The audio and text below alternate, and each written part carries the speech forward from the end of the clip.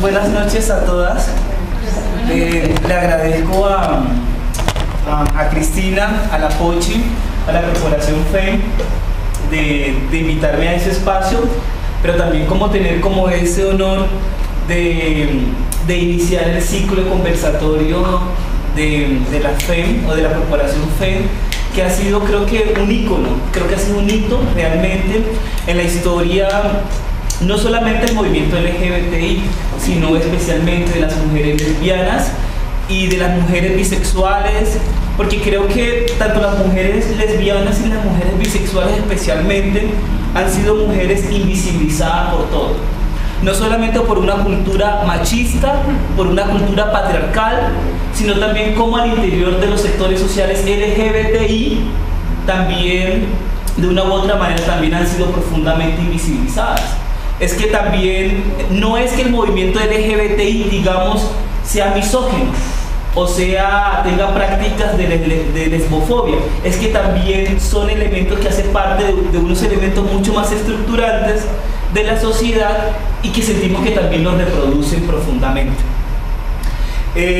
Cuando Pochi me invitó y me dijo, me gustaría que tú estuvieras en el conversatorio, además de ser para mí un honor de estar en este espacio, me preguntaba de qué te gustaría, qué temas te gustaría hablar, y yo le dije un tema que no sea tan académico, que no sea tan político, pero que realmente pueda tocar las fibras, que realmente pueda tocar las pieles de los seres humanos y especialmente de las mujeres, y que nos empecemos a pensar, que nos empecemos a confrontar, que nos empecemos a mirar inclusive, hasta que a cierto punto nosotras reproducimos muchas veces lo que en otros escenarios nos viven discriminando, nos viven señalando, nos viven excluyendo, hasta que cierto punto. Y en ese sentido quería hablarles especialmente y puntualmente de lo queer como experiencia de vida. No soy, digamos, un gran académico de lo queer, un gran escritor de lo queer, porque es mentira, es carreta. Creo que zapatero su zapato. Creo que más les voy a hablar de lo queer, de cómo lo queer de una u otra manera ha tocado mi vida, cómo llegó a mi vida y cómo de una u otra manera mi vida ha venido cambiando.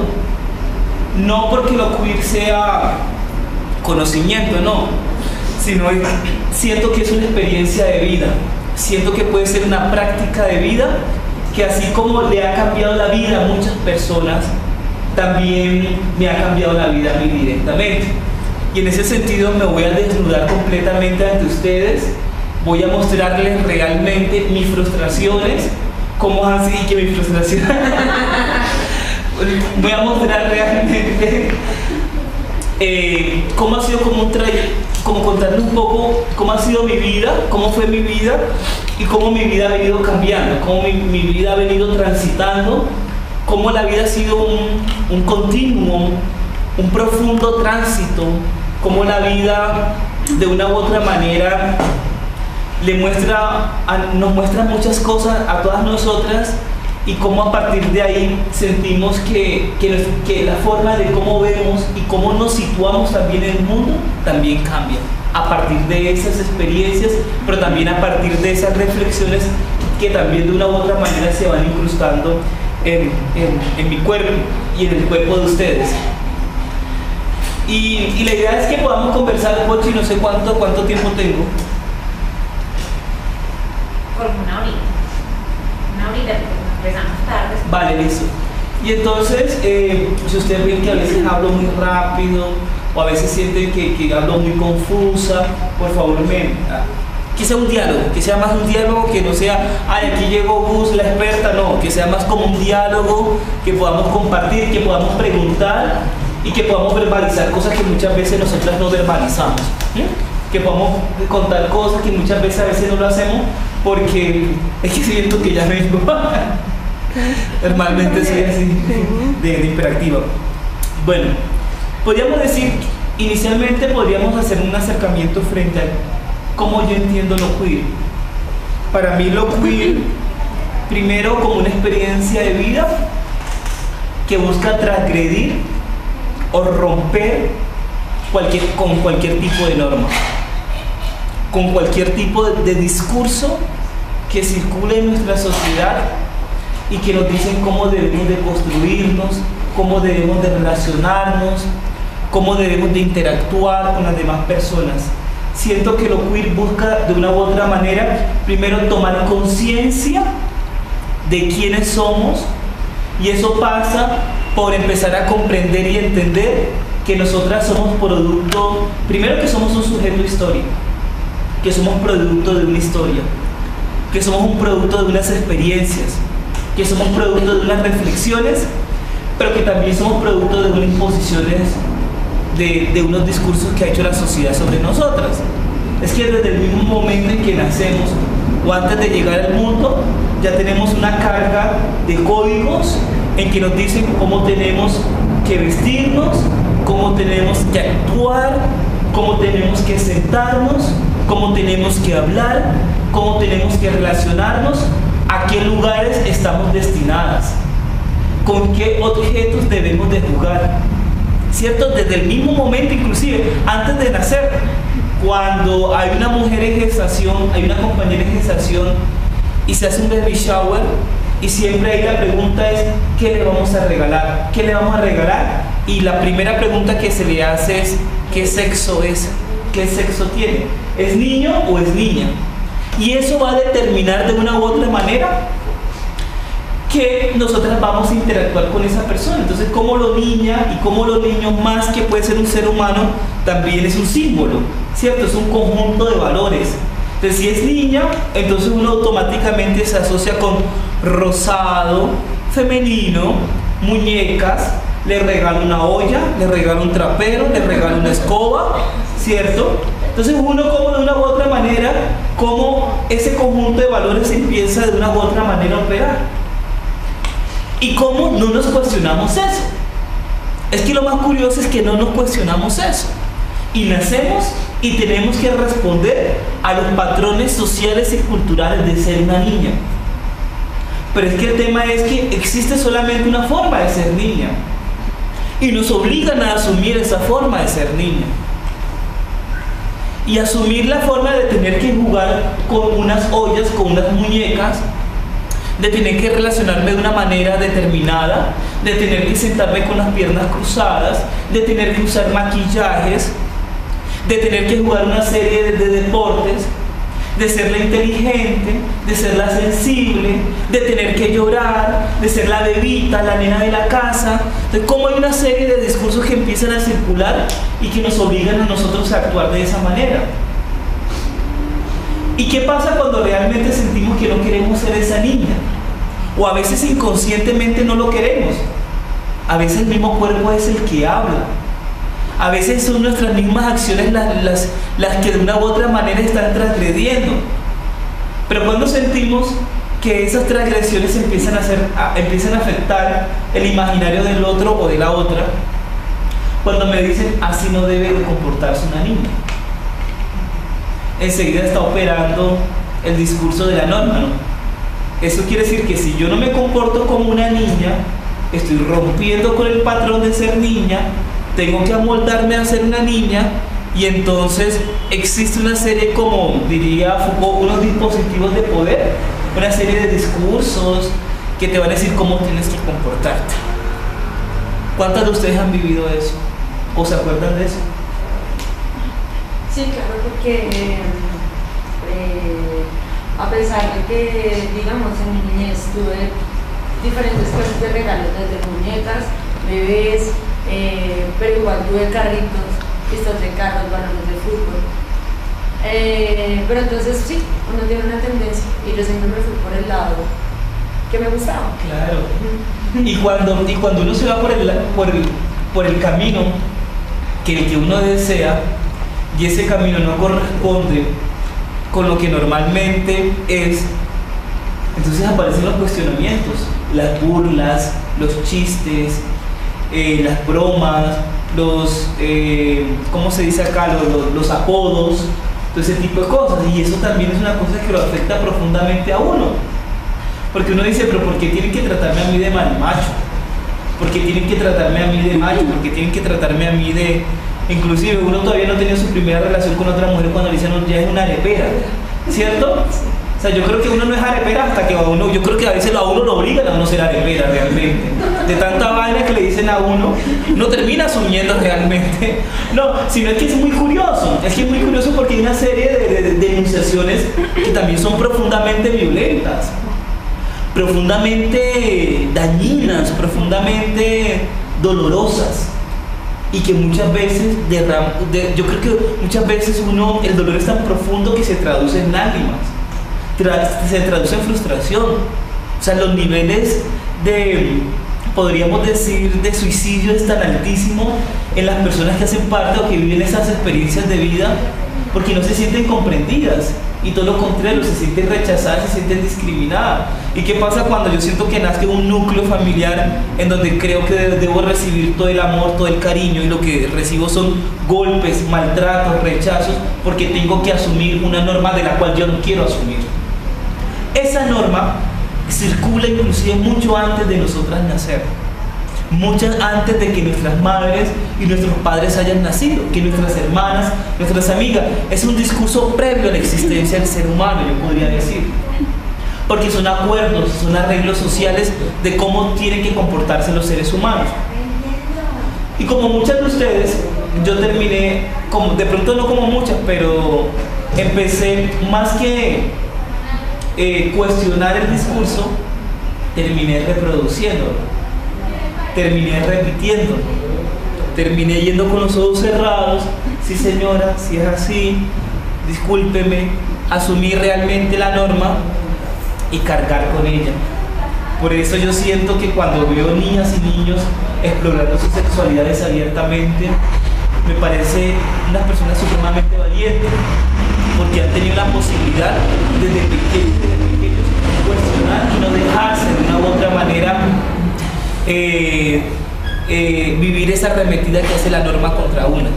Entonces lo queer parte de eso. Primero parte de hacer una reflexión profunda de quiénes somos realmente, de qué lugar estamos ocupando, de por qué yo tengo el cabello de la siguiente manera, porque yo me he visto de la siguiente manera, porque yo tengo los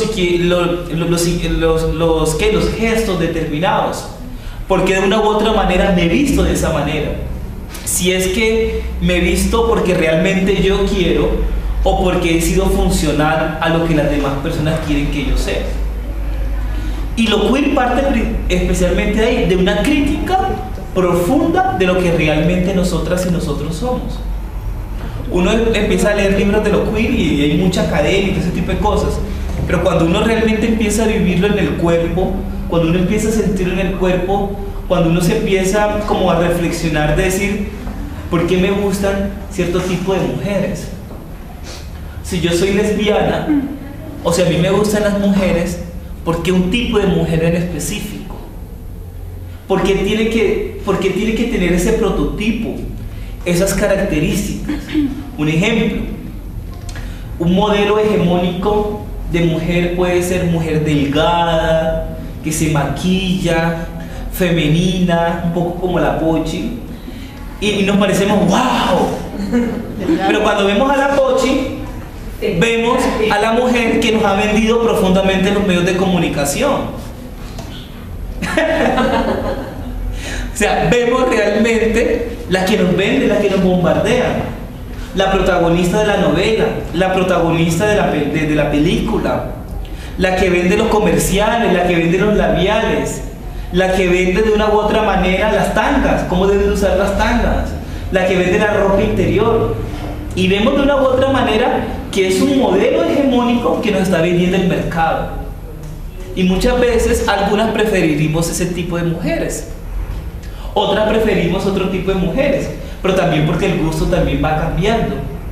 Llegaba un momento en que a mí me podían gustar los hombres acuerpados, los hombres físicamente así, muy bonitos. Y uno decía, qué cosa tan bella, y uno lo relaciona con el protagonista de la novela, el de la película, el de la cuchilla de afeitar, y ve que nos están vendiendo unos modelos de belleza. Nos venden el modelo de belleza que nos permite construir también el deseo, hacia quién tenemos que apuntar el deseo. Pero igualmente, de construir el modelo de belleza hacia quien apuntamos el deseo, muchas decidimos también construirnos desde ahí, desde esa orilla. Caso de una persona que está en este espacio. Entonces, en ese sentido, vemos que también nuestra construcción también ha sido impuesta. No de manera violenta, que podamos decir así, no, sino también de una manera muy sutil, muy soterrada. Pero también nos venden una forma también de ser lesbiana. Y también nos esquematizan por una forma de ser lesbiana. Y entonces, como todo lo lésbico está asociado a lo masculino, entonces toda lesbiana tiene que ser masculina o construirse desde lo masculino. De cuando realmente no existe una construcción única de ser lesbiana, inclusive como identidad, múltiples formas de ser lesbiana. Pero también eso también opera también entre nosotras. Cuando vamos a un bar, a una discoteca de lesbianas y nos damos cuenta a quién vamos buscando, a quién nos llama la atención, a quién consideramos fea, a quién le decimos no, yo no bailo contigo, o a quién uno decide con quién quiere bailar, o a quién uno se permite que lo abracen a uno un poquito más. O sea, todo ese tipo de cosas también sucede, porque también el deseo, el gusto también nos lo van construyendo y nos lo van construyendo también a partir de esos medios. Y vemos que también eso es una norma de construcción de mujer, de la construcción de la identidad de género de una mujer, y que de una u otra manera también va a operar en nosotras. Entonces no solamente funciona en nosotras. Y vemos un ejemplo, vemos a los hombres heterosexuales y también eso opera entre los hombres heterosexuales. ¿Qué tipo de mujer le gusta? La femenina, con las curvas, todo ese tipo de cosas, ¿cierto? Tenemos también una forma de operar esa norma. Y yo sí creo que en ese sentido la norma de una u otra manera se reproduce a partir de algunas instituciones que están instauradas en la sociedad. Un ejemplo, la iglesia. Cuando a ti te dice el Padre, el hombre y la mujer tienen que estar juntos. Dios hizo a Adán y Eva, toda esa vaina le va quedando a uno. Y si no le queda a uno, por lo menos el papá, la mamá o la persona que está a su lado le va diciendo a uno, ojo, ve lo que está diciendo el Padre, como si fuera la última palabra. ¿O han vivido esa experiencia? O sea, como decir como o sea, sentir que de una u otra manera que el cura es el que tiene la última voz, la última palabra y es el que te va a curar. Además de la iglesia vemos en la escuela, y en la escuela vemos que nos pintan la casa, el niño, la niña, el papá, la mamá como el único modelo de familia. ¿Y qué pasa con las personas que no tienen papá y mamá? O que solamente tienen papá, o que no tienen ninguno de los dos. Es una cosa súper curiosa. Y cómo la escuela también reproduce esos códigos sociales, esos códigos también. Y vemos otra institución, además de la iglesia, de la escuela, la familia. Cómo la familia también reproduce los discursos de la sociedad. Y te dice, tú eres niño, tienes que estar con una niña. Tienes que vestirte de esta manera, tienes que actuar de esta manera. Vemos los medios de comunicación como otra institución que también reproduce esa norma. Entonces cuando uno empieza a comprender que tú eres producto de una norma, o que yo fui producto de una norma, o que fui producto de lo que mi papá, mi mamá y mi familia quería, me di cuenta que realmente eso era lo que yo no quería. Y viví unos niveles de frustraciones profundos. Viví los niveles de que tenía que gustarme una mujer a la fuerza y que no tenía que gustarme a los hombres, y un prototipo de mujer también en específico, porque supuestamente uno tiene que gustarle también las mujeres, entre comillas, supuestamente bonitas, ¿cierto? O sea, un discurso que también opera ahí también muy fuertemente. Y vivir eso, pero también vivir la fuerza de los grupos de amigas y de amigos, ¿no? O sea, que te dicen, ya tienes novia, ya tienes novio, mira esto, mira lo otro, y uno no quiere. Primero, uno no sabe que está enclosetado muchas veces. A veces lo obligan a salir del closet. A veces uno no quiere salir por todos los temores y por toda la violencia que ejerce. Y ahí uno se va dando cuenta realmente que uno siente que no es uno. Realmente uno siente que no es uno. Y cuando yo sentía que no era, empecé una búsqueda. Una búsqueda que me llevaba a qué es lo que realmente yo quería. Y cuando me tocaba vivir experiencias heterosexuales, porque me obligaron a vivir experiencias heterosexuales, sentía que reproducía una norma, como el hombre el que tengo que ser el fuerte, el que tengo que llevar a la nena agarrada de la siguiente manera, el que tengo que hablarle de siguiente manera, el que obviamente yo estudiaba, no tenía mucho dinero y tenía que comprarle, tenía que pagar la gaseosa, la cerveza, la atención, todo ese tipo de cosas. Pero también como los hombres heterosexuales tenemos, o los hombres heterosexuales también tienen la carga, o los hombres, de tener la responsabilidad de la relación sexual y del deseo. O sea, totalmente ese tipo de cosas también van circulando. Y cuando sentía que no quería eso y empecé a vivir experiencias con hombres, y entonces me tocaba vivir experiencias socialmente con mujeres, pero también experiencias muy privadas con hombres. Pero también sentía que reproducía las mismas formas de relacionamiento. Me sentía frustrado, sentía unas angustias profundas como ¿por qué siempre tengo que llamar? ¿Por qué siempre tengo que buscar? ¿Por qué yo tengo que tratar bonito a la otra persona para poder conquistar a la otra persona, o que para que la otra persona me brinde lo que yo realmente quiero? ¿Por qué siento su ausencia? ¿Por qué me duele su ausencia? ¿Por qué si no me contesta pienso que está con otra? O sea, todo ese tipo de cosas también de una u otra manera empiezan a operar también en uno, como también empiezan a operar el tema de la seguridad, del tema de la posesión, el tema de los celos. O sea, todo eso también empieza de una u otra manera, también son construcciones y que nosotras y nosotros también lo reproducimos. Pero también se empiezan a establecer relaciones de poder. O sea, relación de poder no solamente en esa lógica binaria de que yo no creo de activo, pasivo, no, sino en la lógica de la fuerza, de la forma de quién manipula, porque nosotras manipulamos profundamente. Y también eso también se evidencia, hacerme la víctima, o sea, para lograr mis objetivos. O sea, todo ese tipo de todas esas relaciones también empiezan de una u otra manera a evidenciarse.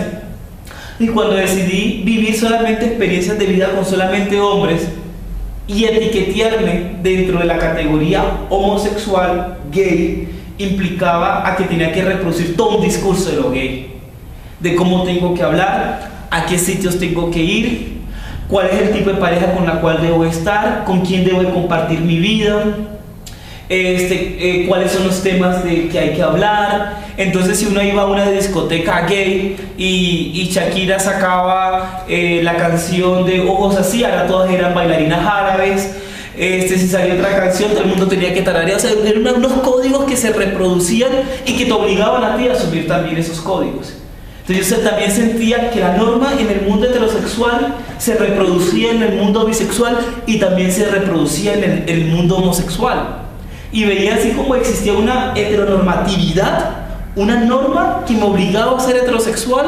También esa norma se reproducía en el mundo bisexual, pero también se reproducía en el mundo homosexual.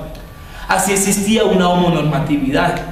Y eso era lo que me generaba unos niveles de frustración, porque sentía que mi deseo le faltaba algo, porque sentía que amaba de una manera como me habían enseñado de cómo tenía que amar, y que uno amaba a partir del sufrimiento, y que uno demostraba el amor llorando, y que uno demostraba muchas cosas también sacrificando cosas en la vida de uno. Y sentía que vivía también en una cárcel, y sentía que eso era lo que yo no quería hacer, no quería vivir. Y entonces era muy difícil porque uno decía, listo, no quiero esto, pero ¿qué es lo que quiero? ¿Qué es la pregunta que uno se hace? Si yo no quiero una mujer que me maltrate, que me secuestre en mi casa, que no me deje, que no puedo ir a una discoteca porque siempre está pendiente más de los ojos de ella, más de mis ojos, hacia dónde veo. O sea, yo no quería realmente eso. Y entonces se decía, o sea, quiero seguir esa cadena de sometimiento, de sumisión, o una cadena de querer yo explotar o de querer yo someter, porque también las relaciones también se manejan desde ahí. O yo soy la sumisa o yo puedo ser la que tengo el poder. Entonces eran reflexiones que me estaban llevando a decir si esta era la vida que yo quería, si quería construir una relación de pareja como estas, si creía que la mejor manera de retener a alguien era a través de la manipulación, de la victimización, de sentirme la débil, de sentir que podría lograr las cosas o el amor de la otra persona involucrándola a la otra persona, o que la otra persona tenía que construir su proyecto de vida a partir del proyecto de vida que yo he venido construyendo. Y eso pasa por, también tienen que gustarle las mismas cosas que a mí me gustan, también tienen que ir a los mismos espacios que a mí me gustan, compartir con las personas que a mí me gustan, tener que de una u otra manera interactuar con personas que yo realmente no quería y me obligaba de una u otra manera, porque también las relaciones de pareja también terminan siendo acuerdos sociales. Entonces yo no sé si en ese sentido hay una pregunta y una reflexión, o ustedes qué piensan frente a ese momento de cómo estamos viviendo la norma, de cómo la norma la reproducíamos, la norma hacía algo parte de la cotidianidad y que no se cuestionaba. Y que más que cuestionarla, interpelarla, pensarse por lo menos en ella, la estábamos viviendo, la estábamos reproduciendo, las estábamos legitimando y naturalizando en nuestra vida y en nuestra cotidianidad. ¿Qué piensan? Yo siempre he creído y también que lo vivo desde mi propia experiencia, que las lesbianas somos especialistas en reproducir la norma, porque tenemos, como somos mujeres, tenemos la carga histórica de la sumisión, de la economía, del cuidado, en fin, de proteger. Entonces, para nosotras en las relaciones de parejas entre mujeres es muy fácil reproducir esa norma, porque como tenemos afincados por allá en lo más profundo de nuestro ser todos esos roles que culturalmente hemos estado cargando, entonces por eso las relaciones de lesbianas, a mí me da mucha risa cuando nosotros estamos muy orgullosos y decimos que es que las relaciones de las mujeres son muy duraderas, porque es que nosotras las lesbianas tenemos unas relaciones muy estables, no, pero no es porque nosotras seamos unos seres iluminados y seamos las personas más estructuradas, pues, y sí encontramos el secreto de cómo permanecer juntas y enamoradas 7 y 8 años, no, sino que es que realmente ahí es donde se evidencia. Primero, es una necesidad de estar en pareja, porque es que tenemos esa idea de que es que la vida se hace de a dos, y eso lo digo partiendo de mi experiencia y de lo poquito pues que he recogido como con las personas cercanas a mi círculo de amigas. Es realmente una incapacidad tenaz a estar solas, o cuando alguna amiga nos comenta que está teniendo una experiencia de vida revolucionaria, o sea que por ejemplo en su relación de pareja decidieron tener una relación abierta o una relación poliamorosa, o deciden no solamente tener una relación poliamorosa, sino que son más innovadoras y van más allá, son más transgresoras y tienen una treja. Claro, a nosotros eso nos deja sin piso y sin sustento, porque es que nosotras las lesbianas tenemos una fijación con la vida en pareja, una fijación con la casa, o sea, ese es el logro de las relaciones de mujeres. Compramos carro, compramos casa, compramos televisor grande, y si no vamos a parir porque vamos a hacer la reproducción artificial o la reproducción artificial, entonces tenemos gatos, les acabo de escribir mi vida, entonces, o tenemos perros, y entonces, y qué felicidad tan grande. Y dentro de las relaciones de pareja empezamos también a acomodarnos a unos roles, entonces hay una que se dedica más a las tareas del cuidado del hogar y la otra es más y entonces uno viene y dice, Dios mío, ¿en qué momento terminé yo en una relación heterosexual de las más normativas al estilo Simpson, pero en una relación de pareja? Y es que todo lo que dices tú, la cultura, la religión, nosotros las personas de los sectores L y G emprendemos unas luchas por la reivindicación de nuestros derechos, pero en última lo que queremos es, como todo ese sistema heterosexual, empezar a vivir. Y lo más tenaz es que, por ejemplo, yo soy consciente y yo a veces cuestiono toda esa manera en que replicamos y perpetuamos todos esos roles de género, esos sistemas de opresión como la monogamia y todo eso. Ay, pero no sigue ahí, entonces. Claro. ¿Te ibas a decir algo?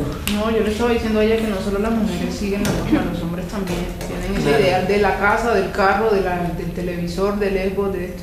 No solo son las mujeres. Pero mira que es muy curioso también porque siempre nos han vendido la idea social y culturalmente que ser feliz es estar con alguien.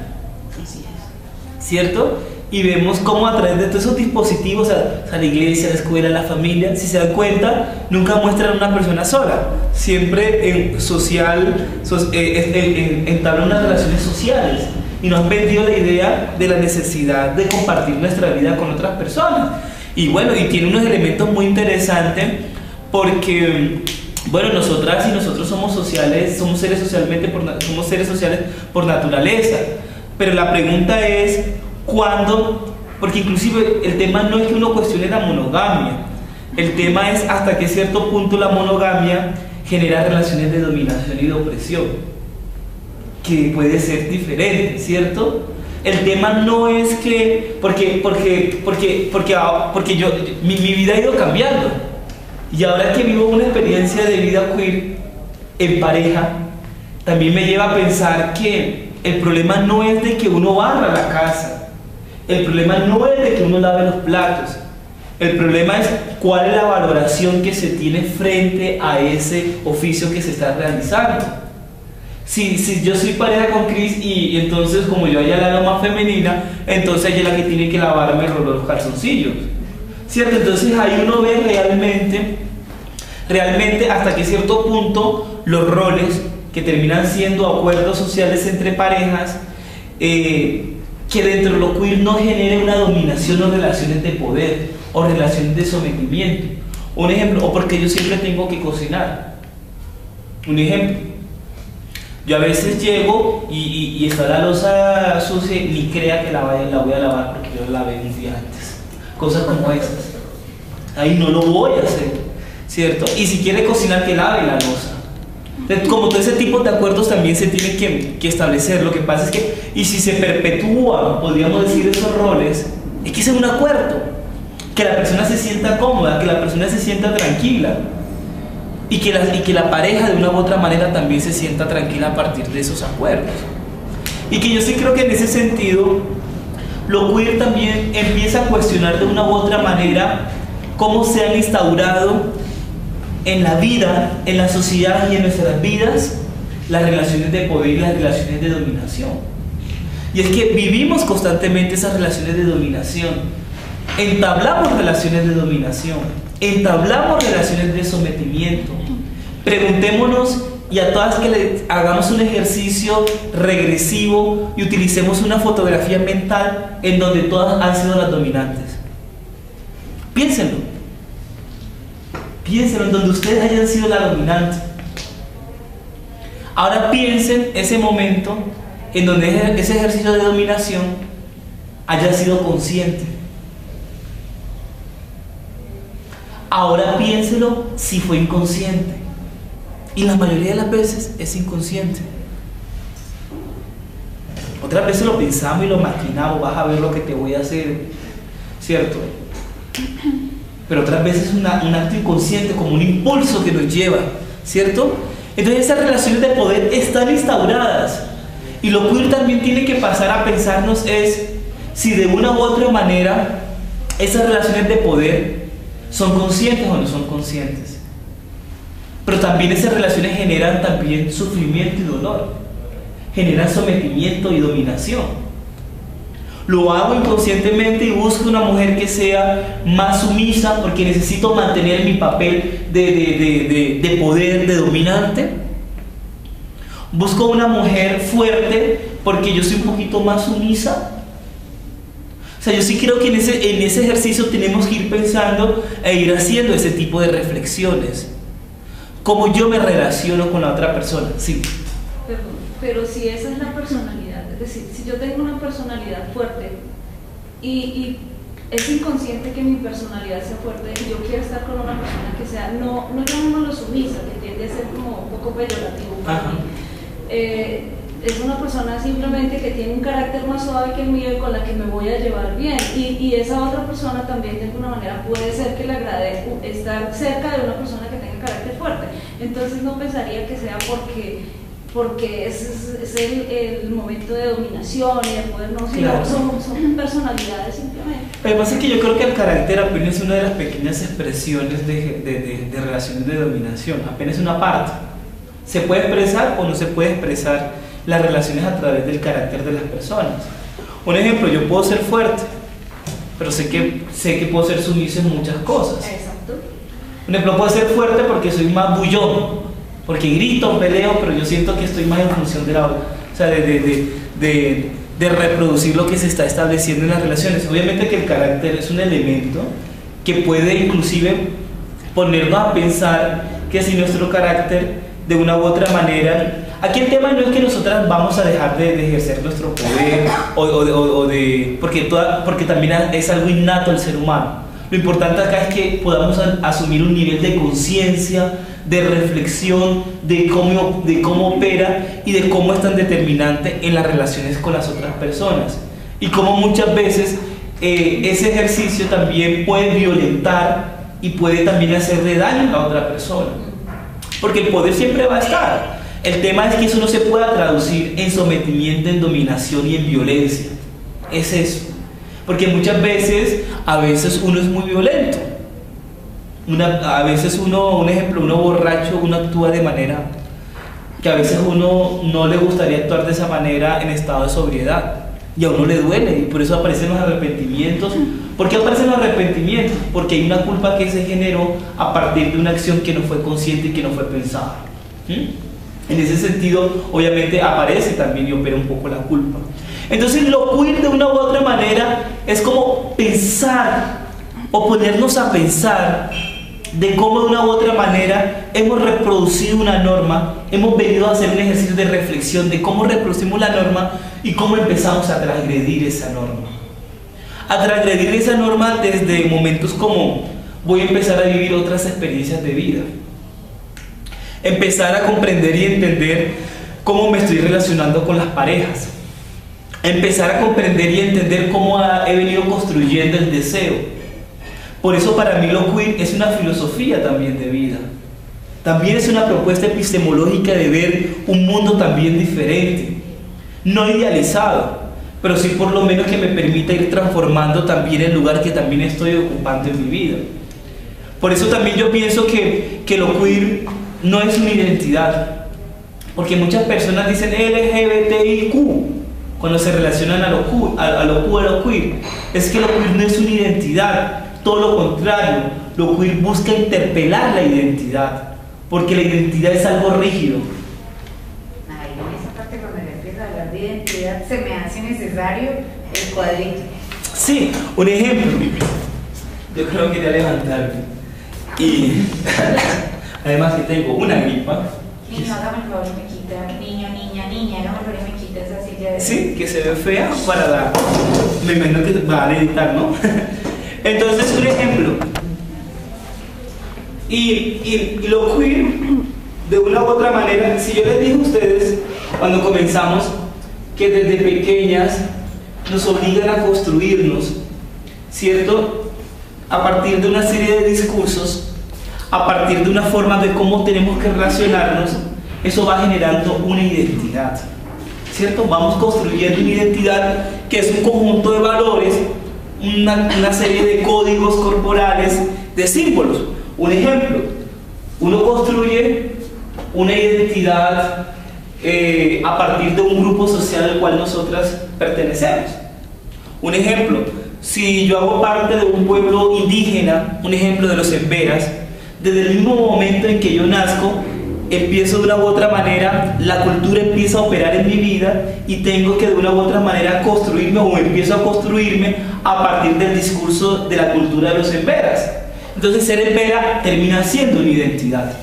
Así surge lo mismo con el tema de las mujeres y también con el tema de los hombres. Nos obligan a construir una identidad a partir de una serie de discursos, de códigos, de símbolos, de formas de ser, de formas de actuar, de formas de relacionarnos en este mundo.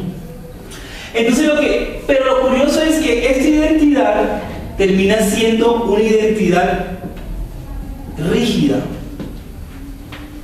una identidad que yo digo que es una construcción de una identidad que termina siendo mecánica. Muchas veces es una identidad que en algunos casos es impositiva. Empezamos a construir esa identidad y esa identidad de una u otra manera va a responder a lo que habíamos hablado del tema de la norma. ¿Cierto? Es decir, que esa identidad que yo voy a construir va a ser funcional a esa norma. ¿Qué viene entonces en ese sentido ser lo queer?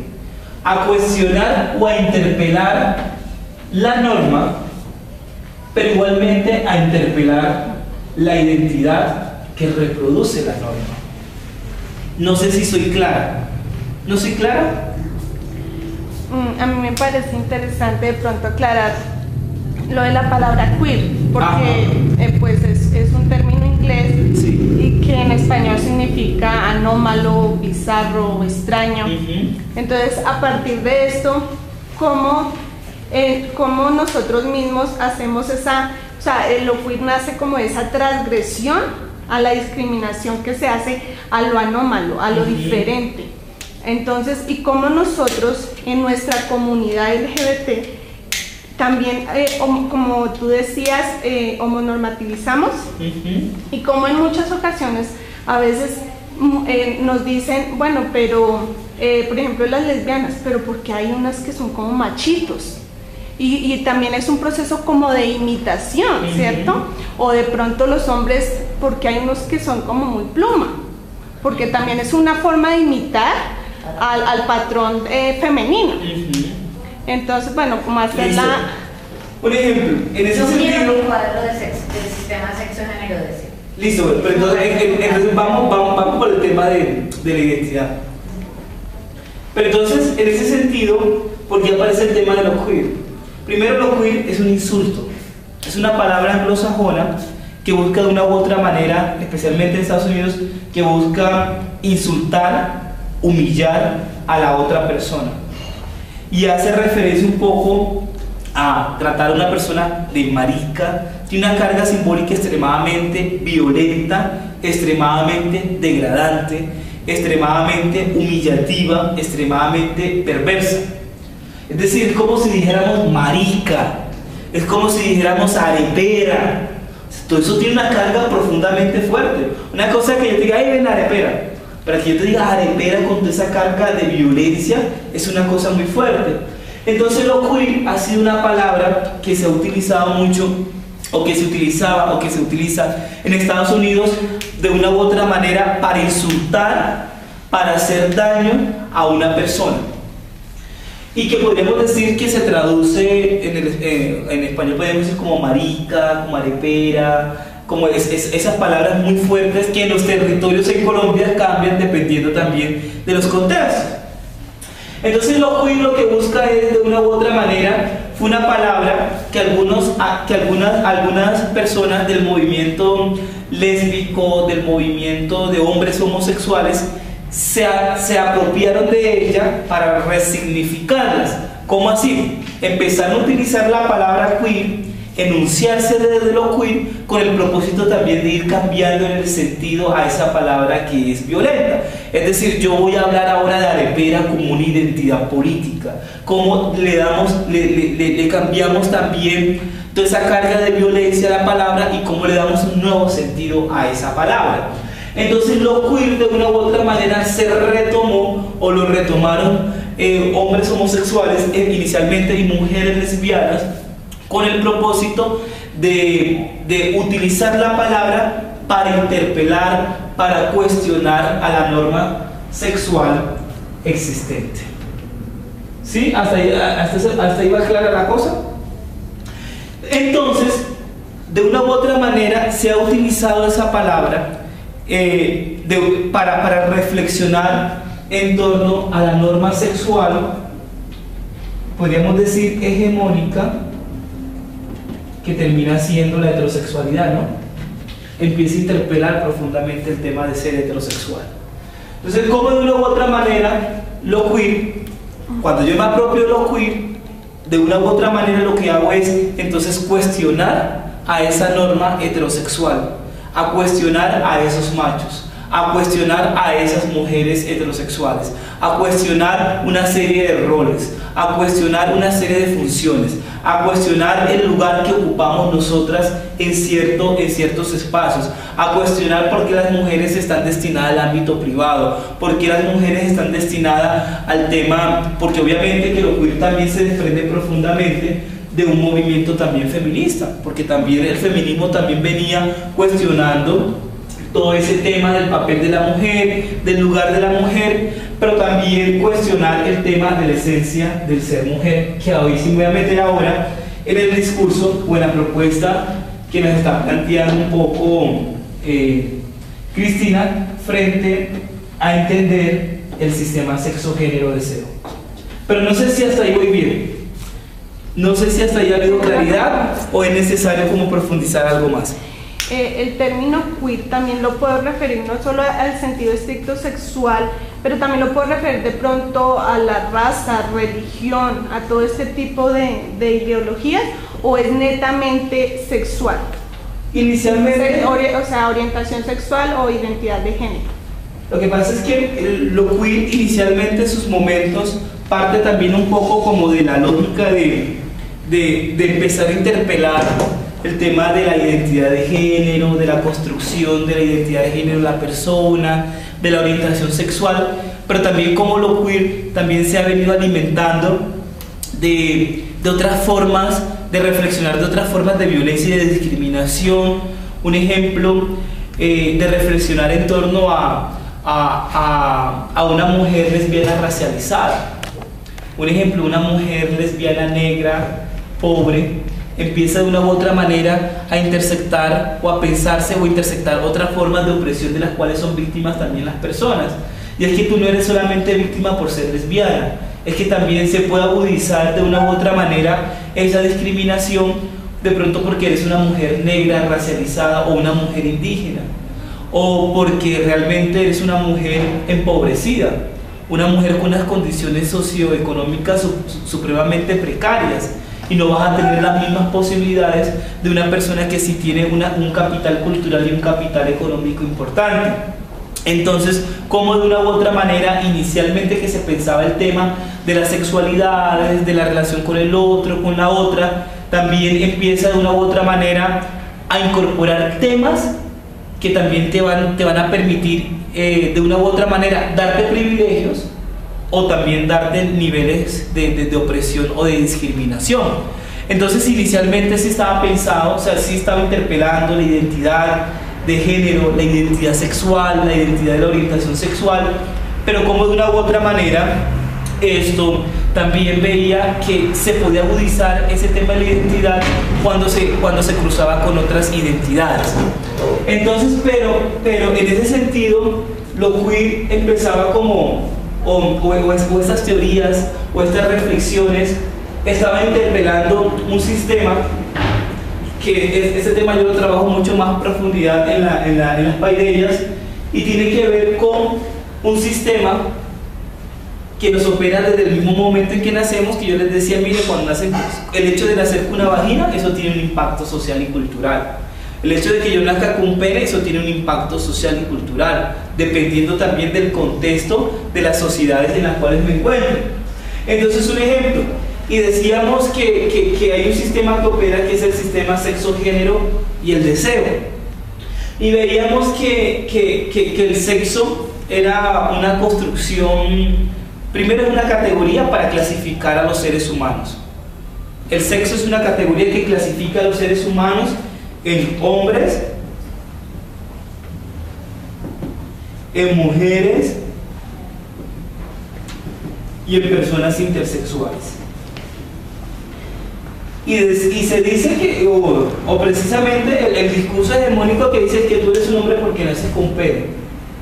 Es que tú eres una mujer porque naces con una vagina. Y las personas que nacen con las características tanto del hombre como de la mujer en el mismo cuerpo, en el mismo organismo, llamadas hermafroditas, tradicionalmente o mal dichas hermafroditas, son conocidas como personas intersexuales. Por eso cuando se habla de los LGBTI, la I hace referencia a las personas intersexuales, a las personas que tienen características biológicas tanto del hombre como de la mujer, en el mismo cuerpo, en el mismo organismo. Hombre, hay que tener en cuenta que todas y todos también tenemos características biológicas, tanto lo masculino como lo femenino, porque también venimos de un proceso de una fecundación de una célula, ¿cierto? Tanto masculina como femenina. Y decíamos entonces, o decían, que el sexo como el sexo que hace referencia a esas características biológicas con las cuales tú naces y que te ubica como hombre, mujer o intersexual, dependiendo de esa característica biológica, aparecía una tesis que desarrollaban las feministas que hacía referencia al tema del género. ¿Y qué era el género? ¿O qué es el género? La construcción ya no es vista desde el punto de vista biológico, con las cosas con las que tú naces, sino cómo te construyes social y culturalmente. Es decir, el sexo que hace referencia a lo biológico, ¿cierto? A esas características con las que tú supuestamente naces, pero recordando que el sexo es una característica que clasifica a los seres humanos, el género es una construcción social y cultural. Tú te construyes a partir de la ropa que te regalan, a partir de los juegos, a partir de las muñecas, a partir de todas esas cosas que identificamos inicialmente. A partir de eso, tú te construyes, o te puedes construir, o te obligan a construirte desde lo femenino, desde lo masculino. Y cuando realmente no te sientes cómodo en estas categorías, tú empiezas a transitar entre ellas. Y aparecen las personas trans o las personas que se conocen como también personas transgeneristas. ¿Sí? Personas que transitan de un género a otro género. Pueden transitar desde lo femenino a lo masculino o de lo masculino a lo femenino. Y esas personas transgeneristas, ¿sí? ¿Cómo? Transgeneristas. Y dentro de las personas transgeneristas uno puede identificar, que podría desarrollarlo mucho mejor en otra charla, personas travestis. Pueden haber mujeres u hombres travestis que transitan solamente en el tema de lo físico, del vestido. Personas transexuales, personas que para transitar de un género a otro género tienen que hacerse intervenciones quirúrgicas en sus genitales. Es lo que se conoce como la reasignación de sexo. Y las personas, mujeres u hombres transformistas, que estos tránsitos del transformismo son mucho más momentáneos, ocasionales, para ciertos momentos, para ciertas circunstancias. Entonces, si nos damos cuenta, el sexo clasifica a los seres humanos a partir de unas nociones biológicas, hombres, mujeres, intersexuales, pero el género clasifica a los seres humanos a partir de la construcción social y cultural de su identidad. Y puede ser femenina, puede ser masculino, puede ser transgenerista, puedo ser una mujer transgenerista o puedo ser un hombre transgenerista. Y puedo ser travesti, transexual o transformista, dependiendo también de la forma del tránsito o del nivel del tránsito al cual yo quiero llegar. Pero este sistema se complementa cuando incorporamos el tema del deseo, hacia quién yo voy a apuntar el deseo. Y dependiendo de hacia quién yo apunte el deseo, yo voy a tener una orientación sexual. Es decir, puedo ser homosexual, puedo ser bisexual o puedo ser heterosexual, dependiendo hacia quién yo apunte el deseo. Un ejemplo, si yo soy un hombre y me gusta una mujer, entonces yo soy una persona heterosexual. Si soy un hombre y me gustan los hombres, obviamente, entonces en este sentido soy una persona homosexual. Si soy una mujer y me gustan las mujeres, entonces también soy una persona homosexual. Soy un tipo de persona homosexual, soy una mujer homosexual. Y si soy un hombre y me gustan las mujeres, pero también me gustan los hombres, también podríamos decir que soy una persona bisexual. ¿Qué quiere decir esto? Miren, esto es una identidad. Ser hombre es una identidad.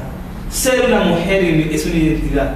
ser intersexual es una identidad, ser femenina es una identidad, ser masculino es una identidad, transitar también termina siendo una identidad, ser travesti es una identidad, ser transexual es una identidad, ser transformista, si o soy un homosexual construyo una identidad desde lo homosexual, desde lo gay o desde lo lesbiana, pero si soy bisexual también construyo una identidad, si soy heterosexual también construyo una identidad. ¿Qué pasa con todo eso?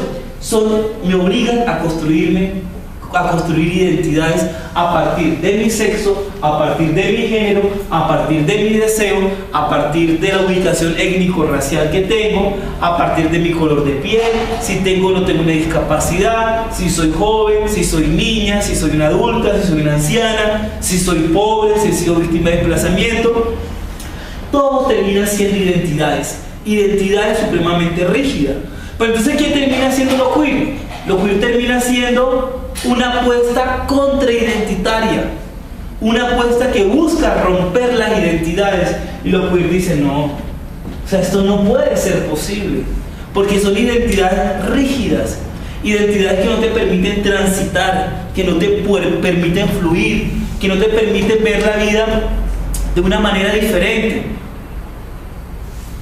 Un ejemplo, si soy una mujer y me empieza a gustar otra mujer, entonces la sociedad me dice que soy una lesbiana y empiezo a reconocerme como lesbiana, y entonces me toca de una u otra manera obligar a asumir todo el discurso de ser lesbiana o del sujeto lésbico, ¿cierto? Entonces, si soy un hombre heterosexual porque me gustan solamente las mujeres, y el día que quiera explorar mi vida como un hombre, entonces soy bisexual y me obligan a asumir también una serie de códigos que de una u otra manera son determinantes en cómo tengo que relacionarme. Entonces lo que estamos viendo acá es que lo queer también es una política contraidentitaria, parte de tu vida, parte de interpelar que todo esto son identidades supremamente rígidas, supremamente violentas, supremamente agresivas, y lo que hacemos es tratar de fluir.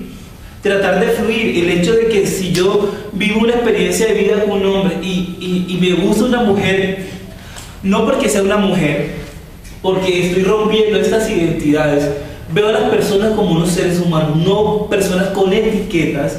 Entonces, ¿por qué yo no puedo vivir una experiencia de vida con una mujer? ¿Y por qué hago resistencia a que me asuma como una persona heterosexual?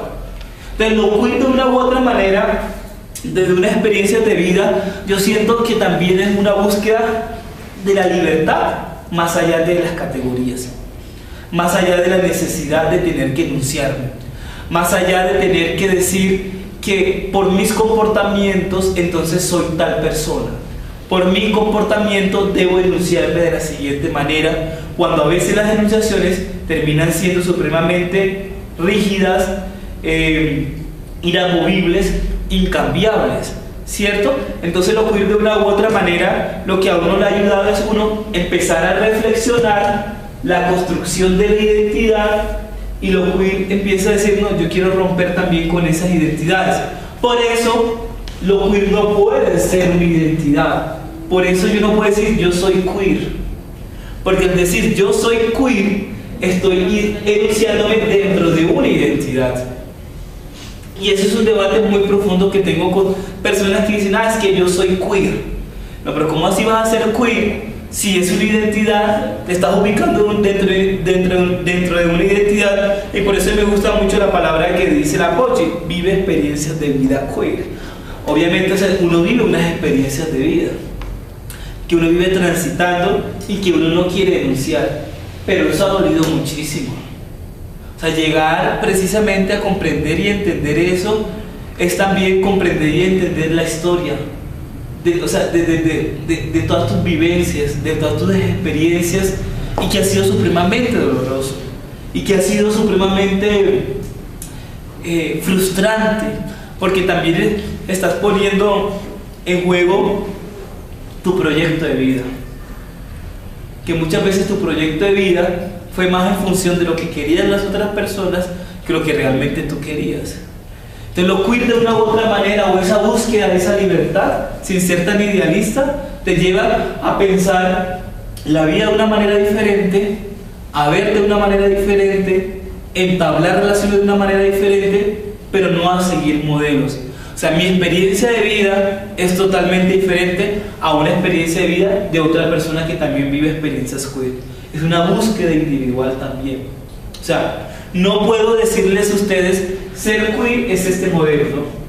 Ser queer es esto. Y ahora todas y todos tienen que seguir el mismo modelo. No, porque estaríamos reproduciendo una política de identidad, una política identitaria. No sé si tienen preguntas en el tema 5. ¿En qué momento se separa lo queer de lo pansexual? Porque lo pansexual solamente se piensa desde acá, desde el deseo. Pero cuando tú dijiste que como experiencia queer, bueno, no sé, besan las personas no con una identidad sexual, o pues no sé, Sí, iba por ahí. Pero Sí. tengo entendido que la pansexualidad es eso también. Sí. No te fijas si es hombre, mujer, gay, etc. Pero la pansexualidad, yo siento que es un debate de lo pan, de lo todo, en donde todo puede fluir, no interpela, o siento que no se interpela el tema del sexo y el tema del género. O sea, no se interpela la identidad. Por eso yo no sé si puedo ser reduccionista, pero yo siento que lo pansexual solamente se piensa desde el deseo, desde cómo me entablo, cómo establezco relaciones, pero no me pienso, no analizo mi identidad. Sí, puedo estar con hombres, con mujeres, con trans, ¿cierto? No me interesa, pero hasta que cierto punto, dentro de lo pansexual, la categoría, la identidad sea de una u otra manera desestructurado, sea desestabilizado completamente. Entonces yo a veces pienso que dentro de lo pansexual, sí, yo puedo estar con un hombre, puedo estar con una mujer, con una persona trans, no tendría ningún problema, pero para mí siguen siendo mujeres, hombres, trans, siguen manteniendo las etiquetas. Como pansexual. Eso es lo que yo pienso frente al tema de lo pansexual. De pronto un pansexual me va a decir, no, estás equivocado, ¿cierto? Pero yo lo miro desde ahí. Y por eso yo siento que la pansexualidad muchas veces la gente lo plantea también como una orientación sexual. E inclusive, uno hace el análisis de lo pansexual y lo meten acá. Meten la pansexualidad en la orientación sexual. Y entonces lo miran desde la orientación sexual, desde hacia dónde se apunta el deseo. Yo puedo apuntar desde hacia un hombre, hacia una mujer, hacia una persona trans. Es mucho más amplia, podríamos decir, que unas personas bisexuales. Entonces, sí, rompen con una serie de códigos, rompen con unas formas históricas de relacionamiento de las personas y que me parece supremamente importante. Pero siento que no transgreden el tema de la identidad, el tema del lugar, el tema de la construcción de la identidad de género, del tema de esa construcción también social y cultural del sexo, porque también se construye el sexo social y culturalmente. Pero yo también siento que la pansexualidad solamente se ubica o se encasilla solamente desde ahí. ¿Tú vas a decir algo? No sé quiénes tienen más preguntas, reflexión o quieren compartir algo, ustedes qué piensan, qué les pareció, porque ya estamos cerrando, ¿cierto? ¿Hay algún límite en el concepto de lo queer? Es decir, una vez charlaba con una persona y me decía, pero es que no hay límites, porque entonces, así como en las experiencias de vida queer, se puede hacer el masoquismo, el voyerismo, bueno, todo ese tipo de relaciones, igualmente tú lo puedes hacer con un animal. Entonces quisiera saber si eso también cabe dentro de lo queer. Lo que pasa es que lo queer es, lo que te busca es, yo a veces, en el último tiempo no he querido utilizar tanto la palabra queer, porque siento que también es una expresión de colonialidad, ¿no?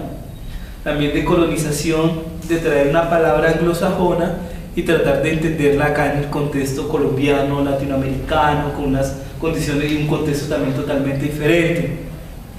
Pero no puedo encontrar otra palabra. A veces preferiría mejor no hablar de la palabra queer, sino hablar de experiencias de vida transgresoras, subversivas, revolucionarias, cambiantes, fluyentes, y que no recoja tanto esta palabra inglesa, ¿cierto? Esa palabra que expresa también colonialidad. En ese sentido, yo creo que las experiencias, como son individuales, yo siento que cada quien le puede colocar límite a esas experiencias, ¿cierto? Y hay personas que pueden vivir experiencias, un ejemplo, hay relaciones de dominación que son concertadas, que es diferente, ¿no? Un ejemplo, vamos a hacer juegos de dominación entre las parejas y existen los juegos de dominación, pero no hay violencia, no hay el maltrato, o sea, per se, como que te voy a maltratar, te voy a hacer daño, no, es un tema concertado. A mí me gusta, por ejemplo, a mí me gusta sentir que yo sea el sometido. No, a mí me gusta ejercer el poder, a mí me gusta ser el que voy a someter a la otra persona. No, yo soy el que te voy a poner las espadas. No, o sea, pero todo es un tema de concertación y que tú lo estás viviendo y te gusta, ¿cierto? Y si a la Pochi le gusta como está, le gusta y me parece bacanísimo, ¿cierto? Me gusta tomarla siempre de referencia. Y entonces es mi modelo a seguir. Cuando sea grande quiero ser como la Pochi. Y entonces siento que en ese sentido no hay como el límite.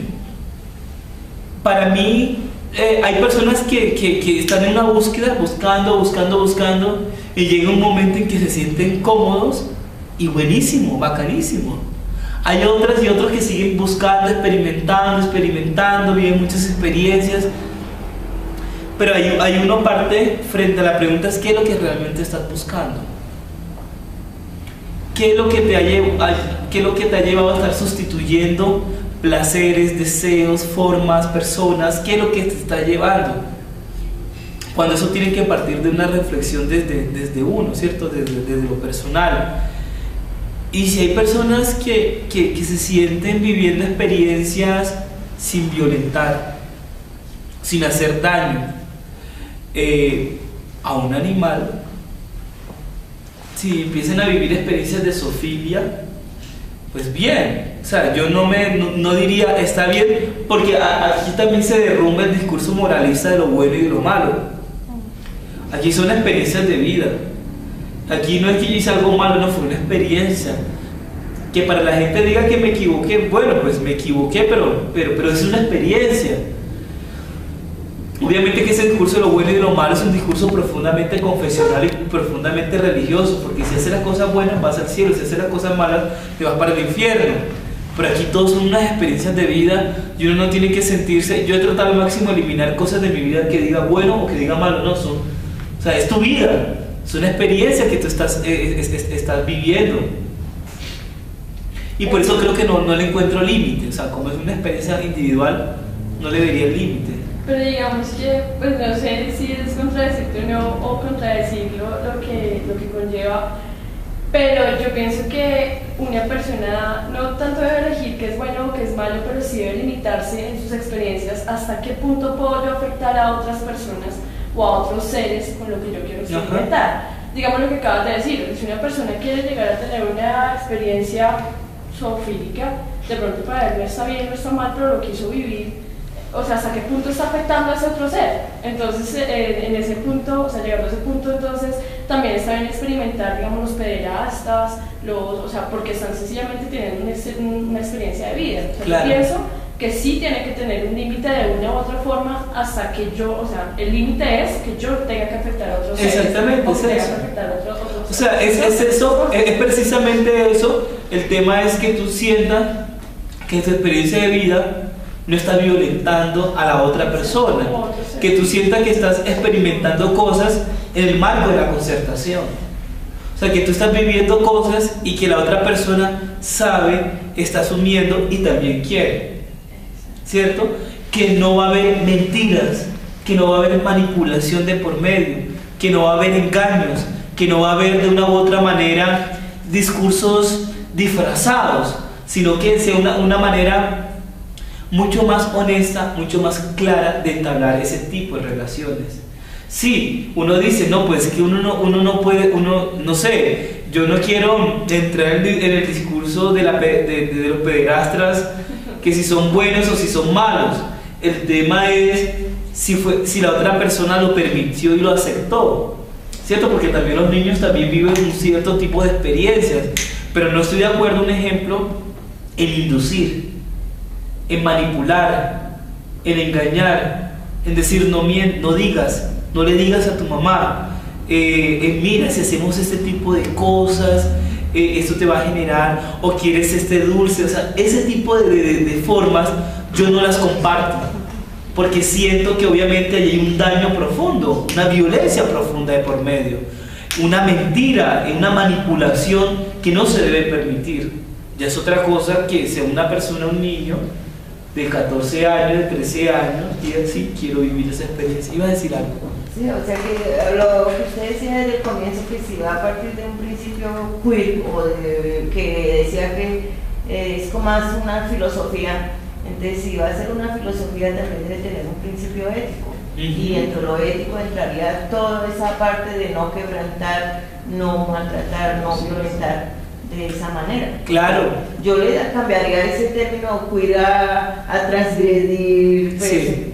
Porque si yo voy buscando un cambio no puede ser para violentar ni puede ser para ir contra mi propio principio ético, sino al contrario, transformar algo que pues, claro, puede ser que sea mejor, que goce mejor, pero que sin hacer. Claro, puede ser, no sé, buscar un estilo de vida de transformación, un estilo de vida de cambio. Miren, una vez yo reflexionaba con un chico gay, él es budista, y veíamos cómo esto también pasa por un tema espiritual, pasa por un tema emocional, pasa por un tema de reencontrarse, de remembrar la vida. O sea, por eso, cuando uno ve los textos de algunas académicas y de algunos académicos de lo queer, se mueve mucho más dentro de las teorías sociológicas, antropológicas, de estudios de géneros, muy elaborado, muy interesante. Pero cuando esto ya se lleva a la práctica, ya se lleva a la vida, uno encuentra elementos como la misma espiritualidad, de una u otra manera también alimentan también la vida. Porque inclusive personas que pueden ser hasta religiosas, encuentran de una u otra manera una forma diferente de ver el mundo y de verse también en el mundo, inclusive por fuera de las religiones que también muchas veces oprimen también a las personas. Y cuando veíamos eso como un descubrir, como un remembrar, como un reencontrarse, como conectarse con otras energías, conectarse con otras personas, más allá de esas identidades, conectarse con las emociones, conectarse con la vivencia de las otras personas, creo que también eso también puede ser muy queer o muy subversivo o muy transformativo o muy espiritual también. Entonces es un poco, yo quería compartir, por eso yo le dije a la Pochi, quiero hablar desde lo queer como experiencia de vida, más desde el discurso academicista, sino mucho más. O sea, mira, a veces uno puede ser muy queer, a veces puede ser tan queer uno que una vez ni siquiera sabe. A veces uno puede vivir tantas estas experiencias tan hermosas y tan bellas que uno a veces no toma conciencia de ello porque a veces no está pendiente de ello. Y también eso pasa un poco de colocar un poco la mirada en uno, de verse, de mirarse, de replantearse, de por qué se hizo eso, por qué me molestó. Piensa, ¿por qué me molestó esto? ¿Por qué me está molestando esto? ¿Por qué me da rabia que mire a otra persona? ¿Será que tengo miedo al abandono? ¿Será que tengo miedo a que me deje? ¿Será que tengo miedo a que me desperdicie, a que me bote a la basura? ¿Por qué siempre busco retenerla para buscar cualquier posibilidad de que ella no se vaya de mi vida? ¿Y cómo estoy reproduciendo un hecho en mi infancia cuando me daban un balón y ese balón era lo que yo más quería? Y cuando intentaba otra persona quitármelo, sentía un dolor profundo porque me estaba arrancando algo que hacía parte de mi vida. Por eso también un tema de psicología también un tema de mirarse, de la psiquis, de pensarse, de mirar de una forma diferente también. Por eso no quería hablarles porque uno viene y uno les habla esto de tanta teoría, del sujeto político, que tanto Gallo me mama Gallo de Pochi, hablar del sujeto político. No, o sea, yo creo que es otra cosa. Esa es una forma diferente de pensar y de verse también en el mundo, de situarse en el mundo y también de darse cuenta hasta que cierto punto, porque a veces las relaciones no funcionan como realmente a veces uno quiere. Porque es mi lógica la que le estoy imponiendo a la otra persona y no construyo y no construyo como esa demagogia que dice a partir de la diferencia. No, es que también uno puede construir también a partir con el otro y con la otra que son diferentes, y también mi vida puede buscar equilibrios. Yo también puedo encontrar equilibrios también en la diferencia. Obviamente que esa diferencia que no me genere violencia, obviamente que esa diferencia no me genere daño, que esa violencia no, que esa diferencia no me genere un nivel de dependencia también emocional. Eso también pasa de cómo entablas las relaciones.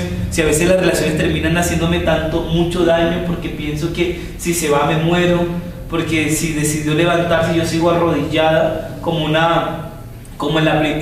me acuerdo mucho de esa anécdota en la primera escuela, en la primera paideia que se hizo en Profamilia, en donde hacíamos un trabajo del cuerpo, y una profesora que trabajaba el tema del cuerpo hacía un ejercicio que una persona estaba de pie y la otra persona en el piso y no dejaba que se fueran, y me daba cuenta, parce, yo pensé que yo muchas veces viví esas experiencias de que me arrastraba profundamente y hacía cosas que iban en contra de mi dignidad con tal de que la otra persona no se fuera.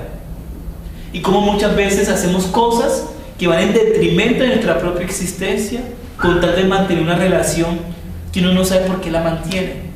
Por la necesidad de estar acompañados, por la necesidad de estar acompañadas, por la necesidad de que diga la gente que estoy viviendo una vida de pareja, por demostrarle a un mundo que puedo ser feliz, porque estoy con otra persona.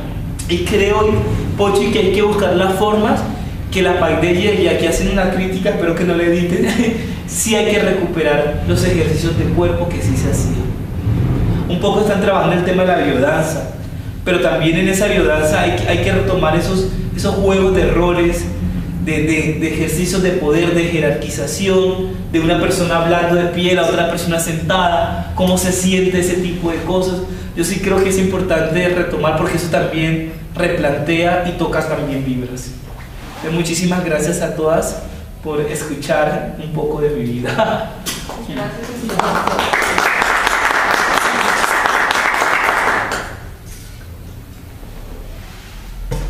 Corte.